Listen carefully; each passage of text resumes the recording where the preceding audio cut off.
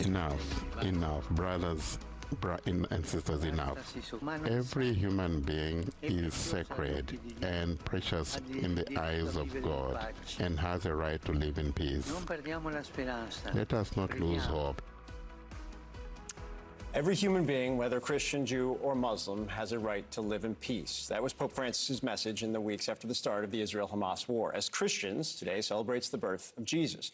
We wanted to reflect on how to keep hope alive and come together during the holiday season. And to help us, we are joined by three faith leaders. Father Edward Beck, who is a Roman Catholic priest, Rabbi Angela Buchdahl from Central Synagogue here in New York City, and Imam Feisal Abdul Rauf, the founder of the Cordova House. Thank you for being here very much. Merry Christmas. Merry Christmas. Thank you. Imam, let me begin with you. You're optimistic. Yes. And you see the future is bright. Give us some optimism on this Christmas morning. Well, you know, Jesus Christ, who is also a prophet that Muslims recognize as a prophet, was once asked what was the greatest commandment. And he said to love the Lord, your God, with all of your heart, all of your mind, all of your soul, and all of your strength. And he was asked what the second commandment was. He said the second, which is equally important to the first, is to love your brother as you love yourself. Which means really that the divine imperative and demand of all human beings is to love our Creator and to love our fellow human beings and to love for them what we love for ourselves. And this message is universal. It's certainly among the three monotheistic religions around the table here, but almost all religion believes in being kind, being generous, and being just. And if our political leaders were able to implement this teaching, all conflicts would cease. And it's that, I'm so glad you brought that up, because it's the through line between faith, where central elements are the same in each. And yet, for people looking around right now and looking at the course of the last several months and saying, everything seems bad. There doesn't seem to be any way to reconcile where different faiths are, where different ideologies are, where different political parties are. What's your message to them? Well, we are indeed in a very dark time. We are literally in the darkest days of the year, and it's not a coincidence that almost every faith tradition in this dark season of winter and short days have celebrations of light. We, as a Jewish community, just recently finished our Hanukkah celebrations, and there is a historical story of a military victory of the few over the many. But the rabbis actually wanted to emphasize a very different message from the holiday, which was that there was only one cruse of oil to rededicate our sanctuary, to go back to being able to practice fully as Jews with freedom. And that wasn't enough, and yet somehow miraculously that light lasted for the 8 days we needed to celebrate our festival. So there's a message here for all of us that in a dark time, and I will say that we feel like we are plunged in a dark time right now, that we actually still have the power to kindle flame, and it's actually every night we're supposed to add an additional light to that menorah, that we rise up in holiness and light, and we share that light. Maybe one of the only commandments of this holiday for us as Jews is to publicize the miracle. And we've done a very good job, unfortunately, as a society in publicizing all the hate. Let us publicize the miracle of the light that we're seeing in humans all around.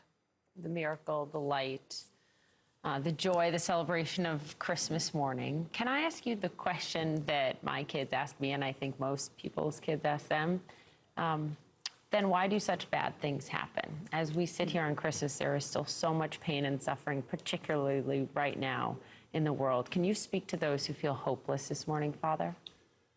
I don't think, Poppy, we get an answer for the why, but I think the message of Christmas is that God enters into it with us, and we're not alone in it. What I'm so struck by is that the story of Christmas is about a Palestinian Jew.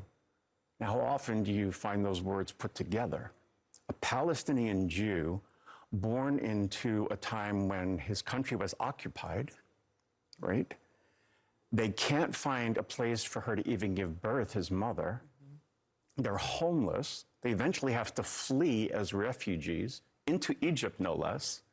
I mean, you can't make up the parallels to our current world situation right now. And so in some way, that is who we believe God becomes, born into that situation, and yet that very man, Jesus, says, love one another. Yeah. Love your enemies.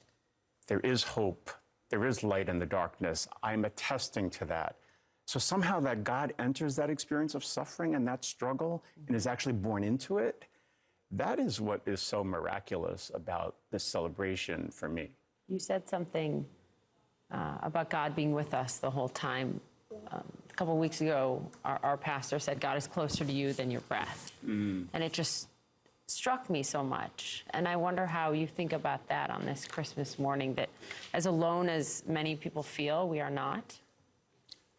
It's an interesting thing you just said about in our breath, because when I pray, the meditation is to breathe in that Spirit of God and try to pray that it becomes more a part of me, so that the Jesus that the Imam was talking about, this Jesus who says, love God and love neighbor, I struggle with that. I mean, we're struggling right now in our world, how you do that. So if you can actually ask it not to be your own breath all the time, but you breathe in the Spirit of God, that kind of inclusive God. And so I think that is a wonderful analogy right there.